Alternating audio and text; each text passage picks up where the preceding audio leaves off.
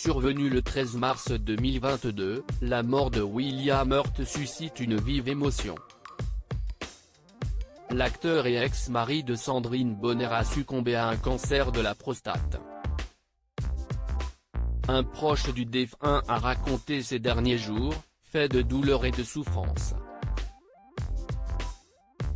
Il souffrait énormément, et il s'en est allé paisiblement CIST au Daily Mail qu'une source non identifiée proche de William Hurt s'est confiée.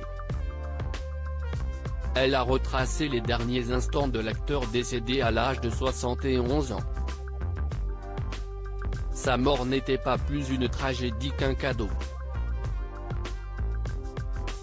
Il souffrait énormément, et il s'en est allé paisiblement, indique l'informateur, avant de raconter le revers de la maladie. William ne voulait pas prendre d'opiacés parce qu'il était sobre depuis des décennies. CIST pour ça qu'il avait cherché des traitements alternatifs.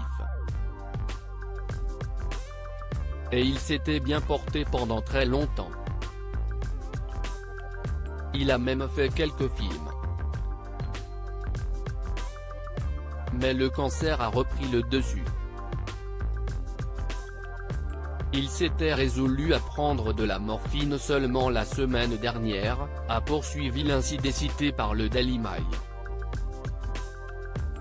Diagnostiqué en mai 2018, le cancer de la prostate de William Hurt était devenu incurable.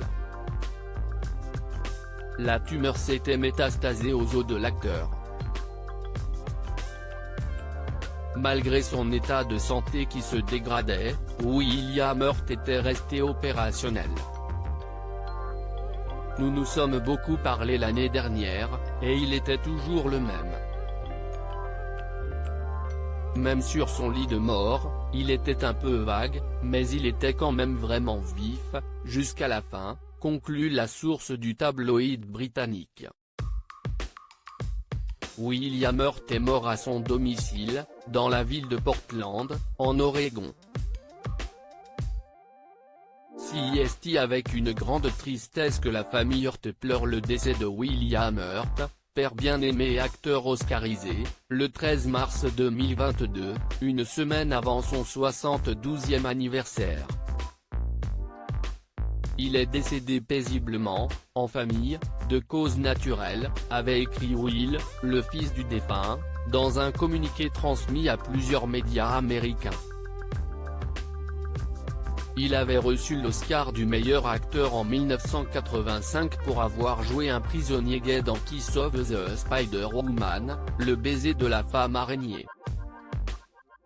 William Hurt avait 4 enfants au total, dont une fille, Jeanne, 28 ans, née de son histoire d'amour avec Sandrine Bonner.